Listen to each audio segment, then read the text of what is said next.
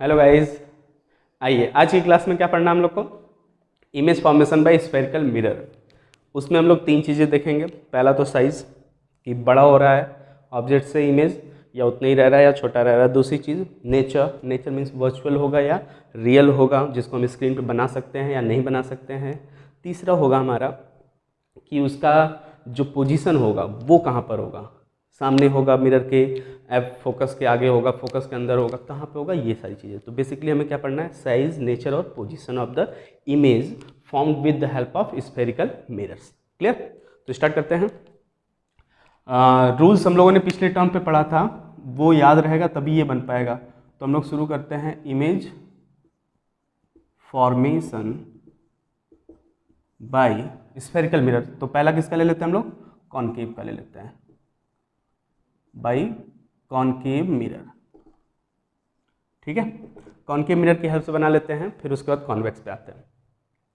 तो इसमें 6 पोजीशंस होंगी। आपने बुक में देखा होगा कि 6 ऐसी जगह पे रखकर ऑब्जेक्ट को हम इमेज बनाते हैं कॉनकेव की वजह से।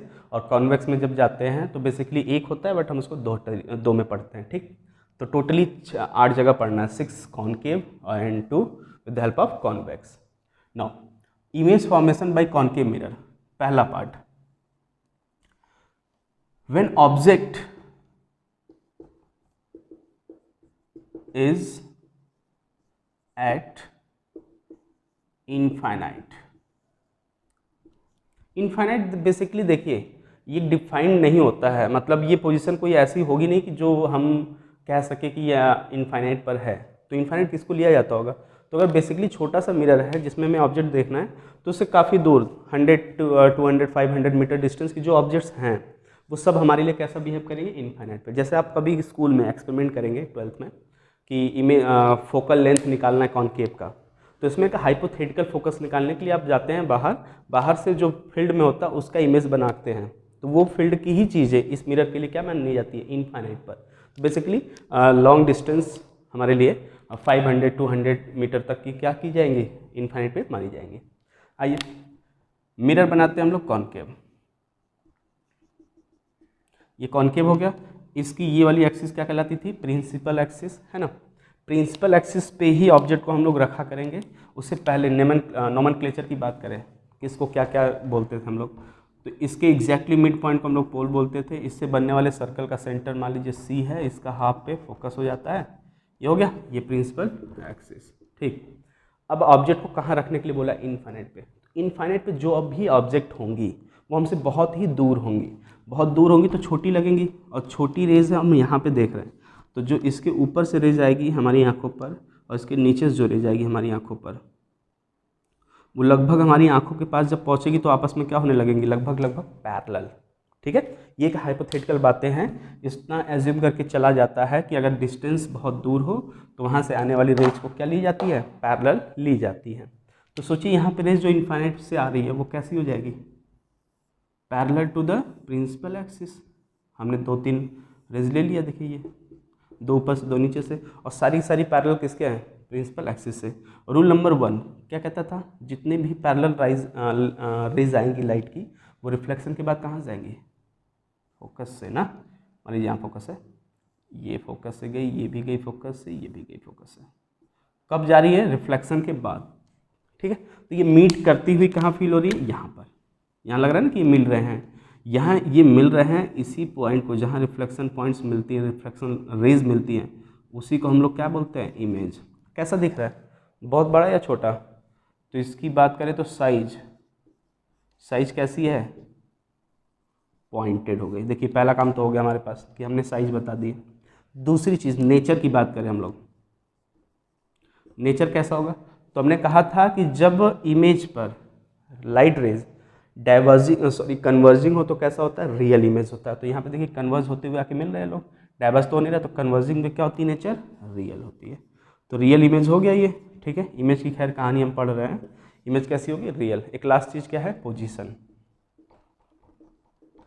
पोजीशन क्या है, तो पोजीशन की बात करें हम लोग तो इसमें एग्जैक्टली ये फोकस पर बनता हुआ दिख रहा है, तो हम क्या बोलेंगे, एट फोकस।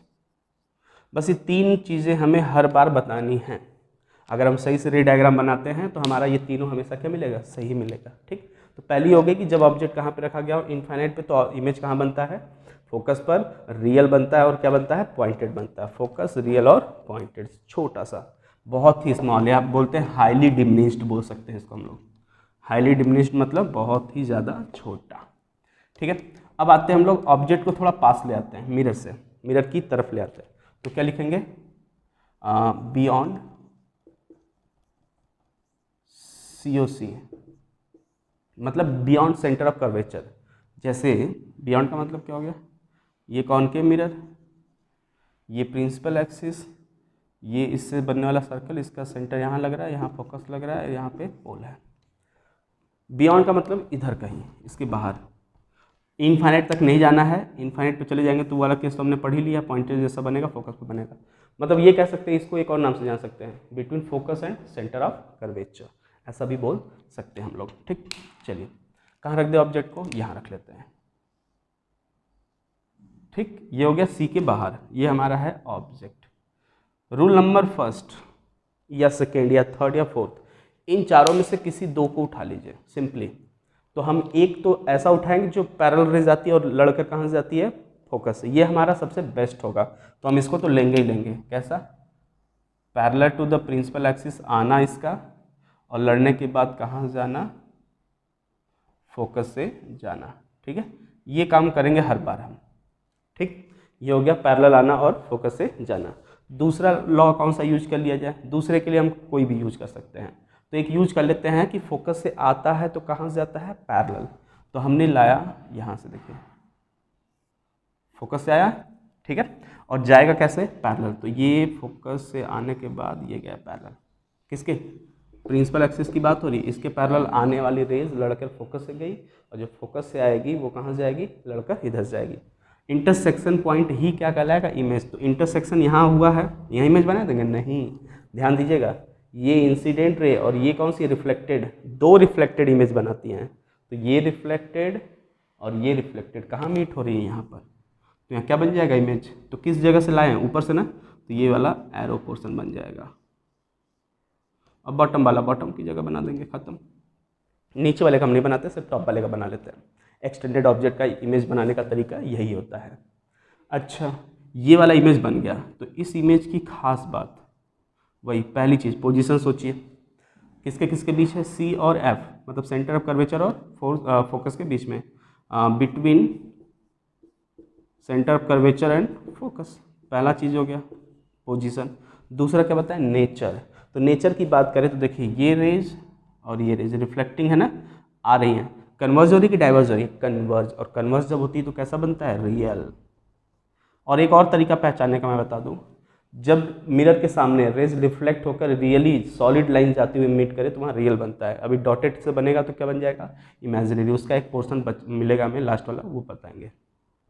तीसरा पोजीशन हो गया, सी और एफ के बीच में, नेचर हो गया, एक लास्ट क्या बताया, साइज। साइज की बात करें तो देखिए, दिख भी रहा है कि ये थोड़ा बड़ा दिख रहा है और ये क्या दिख रहा है, छोटा है ना। इसको एक्सपेरिमेंटली भी आप कर सकते हैं। कॉनकेव का एक एग्जांपल, आपके यहाँ चम्मच जो होता है वो कॉनकेव का बिहेव करता है। अगर उस चम्मच के सेंटर से मैच करते हुए पॉइंट को सोच लें और उससे बाहर अपने आपके चेहरे को रखें, तो आप उसमें देखेंगे कि उल्टा आपका चेहरा बन रहा है और छोटा बन रहा है थोड़ा। तो साइज क्या हो जाएगी, स्मॉलर। स्मॉलर बोलते हैं या इसी को बोलते हैं हम लोग डिमिनिश्ड। डिमिनिश्ड मतलब छोटा बोलते हैं, है ना। डी मैग्नीफाइड भी बोल सकते हैं हम लोग, डी मैग्नीफाइड। अभी हम लोग मैग्नीफिकेशन पढ़ेंगे तो उसमें बताएंगे कि मैग्नीफिकेशन क्या होता है या डीमैग्नीफिकेशन क्या होता है। ये हो गया बियॉन्ड सी एंड सी के बाहर अगर ऑब्जेक्ट रखा है तो क्या होगा। नेक्स्ट करते हैं हम लोग, इधर कर लेते हैं, तीसरा है ये दूसरा था और ये कितना हो जाएगा, थर्ड। कहाँ रख लेते हैं, सी पर रख लेते हैं। अब पास धीरे धीरे आ रहा है मिरर की तरफ, तो अब कहाँ पहुँचेंगे, सी के पास, एग्जैक्टली सी पर अगर रख दे तो क्या होगा। तो ये रही मिरर, ये है प्रिंसिपल एक्सिस, इसका सर्कल बनाएंगे तो ऐसे बनेगा, तो यहाँ सी लग रहा है, यहाँ एफ हो गया इसका, फिर ये पी हो गया। ठीक, कहाँ रख दे, यहाँ पे एग्जैक्टली इसी के ऊपर रख देते हैं। तो ये हो गया object O. Rays number 1, rule number 1 के अकॉर्डिंग कहाँ से ले चले, parallel to the principal axis and after reflection it will like this from focus. Next क्या करता है रूल नंबर सेकंड कहता है कि फोकस से जो रेज आएगी उसको कहाँ से ले जाइएगा लड़ने के बाद, प्रिंसिपल एक्सिस के पैरेलल। तो ये गया ऐसा, ठीक है। तो ध्यान दीजिए ये थोड़ा सा गड़बड़ बन गया,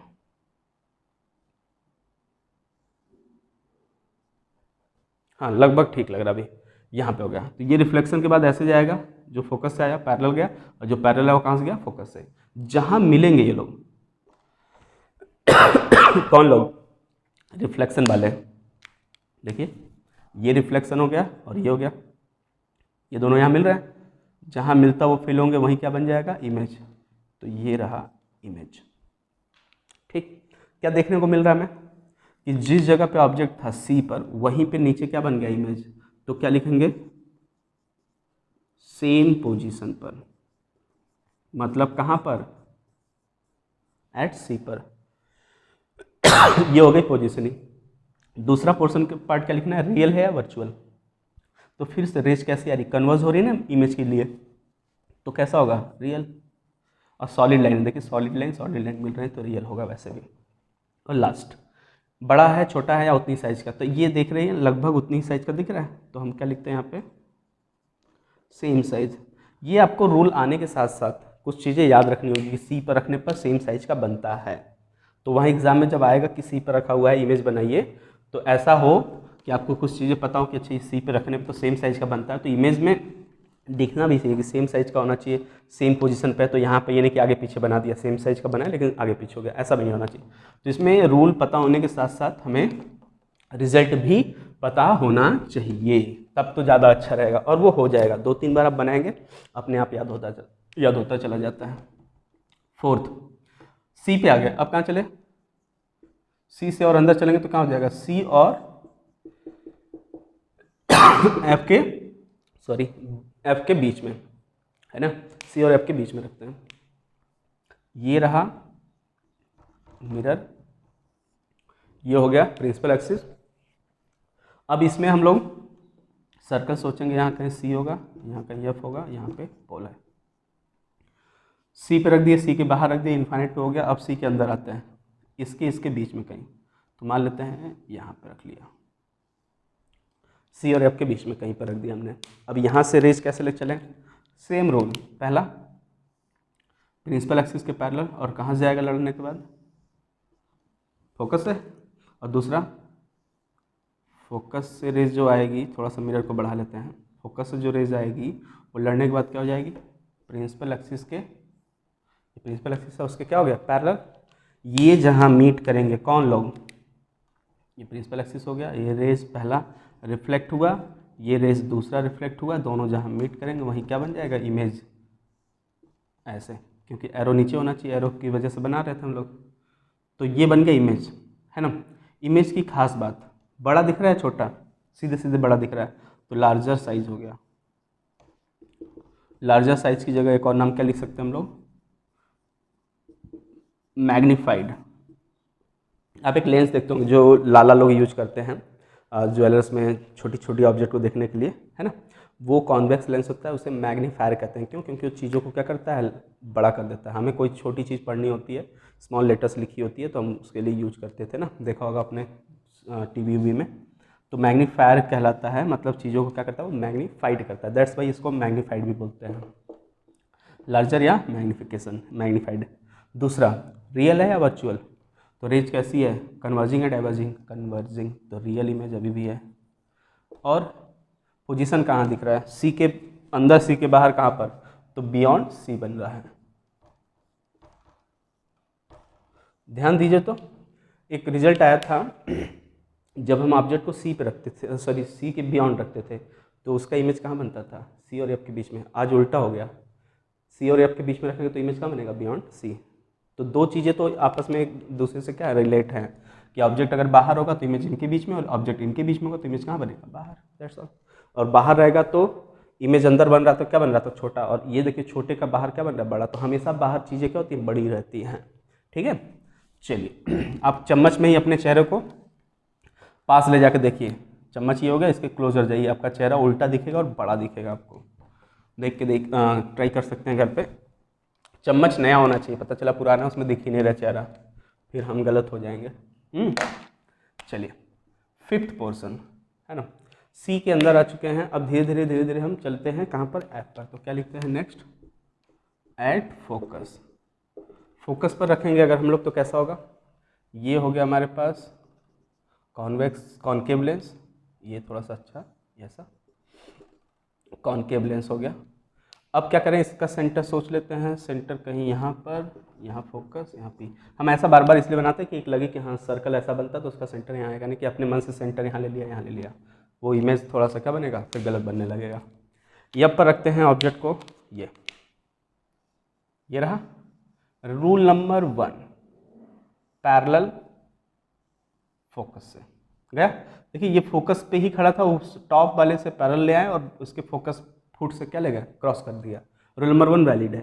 अब रूल नंबर 2 जो था कि फोकस से ले चलेंगे, तो इस बार इसी के टॉप से फोकस से तो नहीं ले जा पाएंगे, ले जाएंगे नीचे तो चला जाएगा नीचे। तो उससे बचने के लिए क्या करेंगे हम लोग, हम करेंगे कि रूल नंबर 3 यूज कर लेते हैं, या 4th। तो 3 क्या कहता था कि यदि कोई भी रेज पोल पे आती है तो जितने एंगल से आएगी उतने ही एंगल से क्या होगी,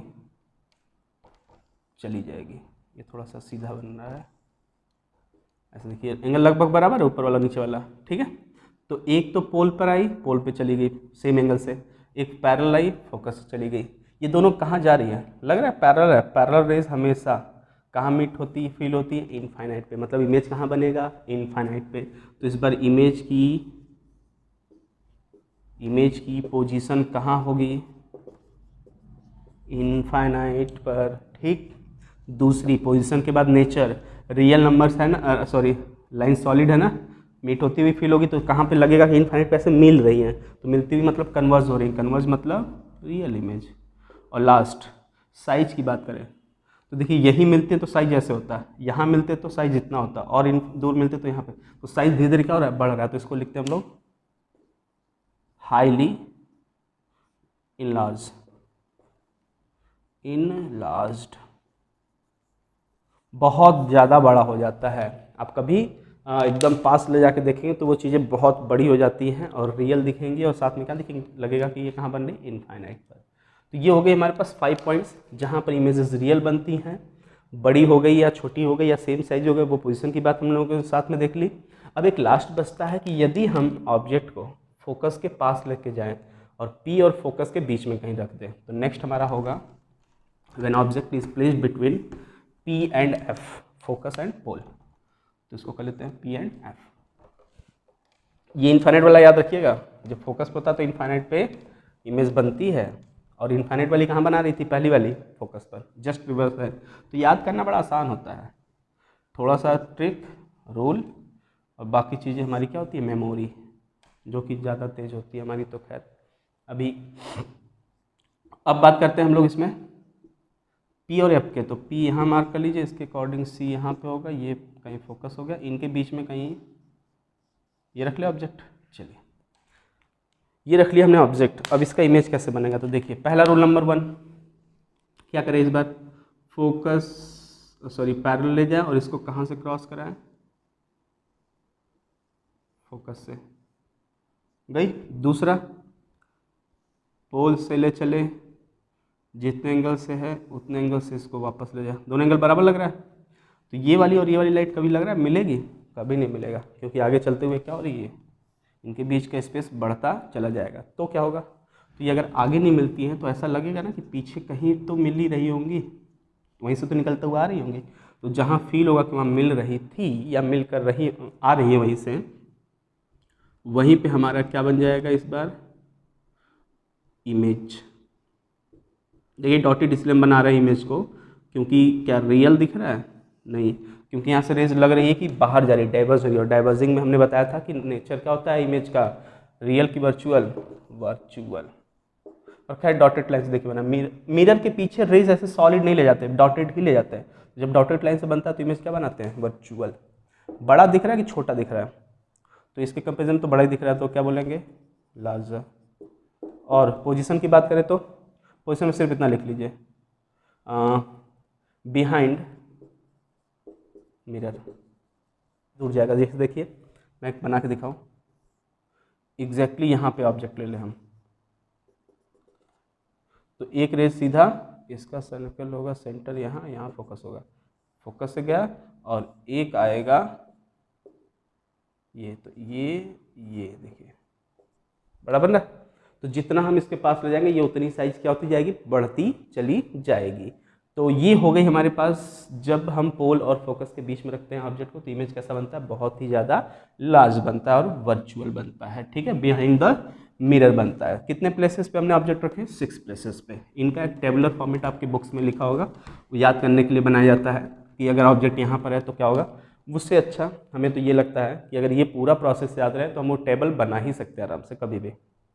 ठीक है, लेकिन टेबल की हेल्प से ये तो नहीं बना सकते हम, तो इसलिए कह रहे हैं कि टेबल ज़रूरी है, अच्छी बात है, बट उससे ज़्यादा ज़रूरी ये वाला पार्ट हमारे पास है। ये हो गई हमारे पास कॉनकेव की हेल्प से।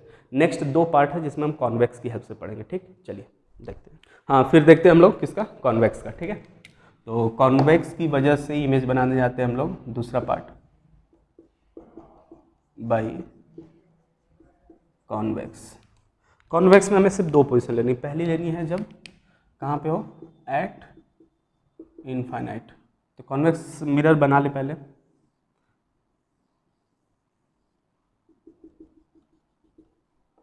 ये रहा कॉन्वेक्स मिरर, इसके अकॉर्डिंग इसका सर्कल का सेंटर यहाँ, फोकस यहाँ, और ये पोल तो है ही। ठीक, ऑब्जेक्ट को कहाँ रखना है, पहली बार इनफाइनाइट पे। तो इनफाइनाइट से रेज कैसी आती है, parallel to the principal axis. Reason बताया था मैंने क्यों, क्योंकि ऑब्जेक्ट इतना दूर होता है कि उससे रेज जाते आते हमारी आंखों पे क्या हो जाती है, बहुत ही कम एंगल बनाती है, और कम एंगल वाली रेज को हम लगभग पैरेलल बोल सकते हैं। ये लड़ने के बाद कहाँ से जाएंगी, रिफ्लेक्ट होंगी।